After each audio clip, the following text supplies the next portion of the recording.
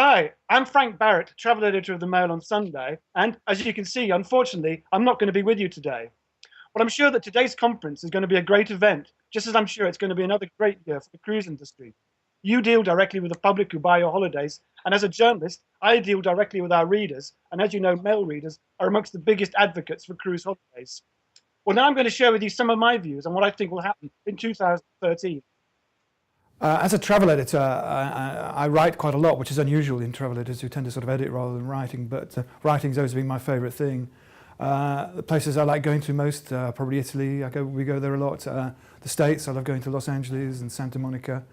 And I like cruising, which is fortunate really, because we write rather a lot about cruising, and I've done a lot of cruising the last 5 or 10 years.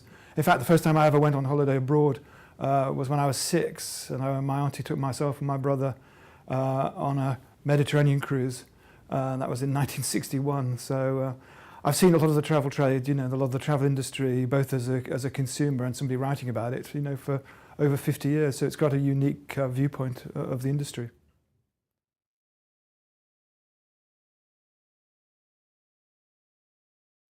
Uh, 2013, because of the economic climate, is going to be very much a year for people looking for value for money.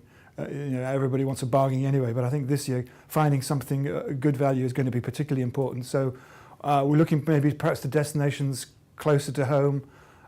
Spain, for example, is always going to be a big favourite because it's always been a big favourite. There are lots of flights and a lot of hotels, and I think there will be a lot of attractive deals.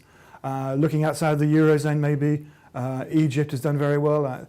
The political situation is volatile, so it depends on what happens there in the next couple of months. But certainly a lot of people like going to Sharm el Sheikh and feel they get a very good deal. I think the States still looks quite an attractive proposition. Everybody loves going to Florida and going to Disney. So I think that'll do quite well. All-inclusive as a concept, I think that does very well because people like the idea of going away and knowing exactly how much they're going to spend so they can budget properly. And I think cruising will continue to keep growing because, again, cruising, like all-inclusive, is a holiday you're going to spend a certain amount of money, you're not going to overspend, and you're going to get fantastic value for money when you're on holiday because you get all your meals and all the entertainment and everything's thrown in. So that is an incredibly good buy, and I think that's going to do very well this year as well. River cruising is much nearer to the market than ocean cruising, but it's doing incredibly well for the same reason that ocean cruising is done. It offers great value, but it's a very different sort of holiday. Recently I went from Vienna to Nuremberg on the Danube. And it is quite an extraordinary experience, to move on every day, like you do on an ocean cruise. But there you are intimately connected, with the scenery and the countryside around you, and you stop quite a lot. You have, maybe a few hours to go ashore to visit a town or a city or a museum, and it's the perfect holiday. And I can understand why it's doing so well. I've been invited to go on the inaugural of a new ship in April to go from Frankfurt to Amsterdam, and I'm going on a river cruise in July in Russia to go from St. Petersburg to Moscow. I've never been to Russia before, so I'm really looking forward to that. It'd be a great introduction to the country.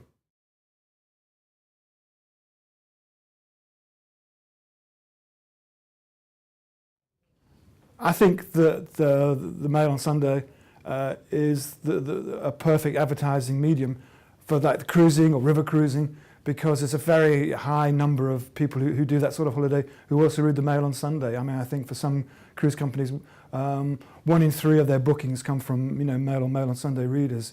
So at a time when people are going out on the internet and maybe you're not sure who's getting access to the information, they know if they advertise with us, they're hitting the market they really want to speak to, and it's a happy arrangement because we do a lot of editorial on cruising. People like reading it, and then people like booking the holidays and going on that holiday. And then we know from the feedback we get that they love cruising. So it's everybody's happy all around. So that's it from me today. I hope you have a really good convention, and remember that Andrew, Kate and Ali from Mail Newspapers will be with you all day and this evening. So please feel free to stop them and share your opinions on the cruise business, just as I've shared my views with you. So have a great convention. Thanks very much, and goodbye from Thailand.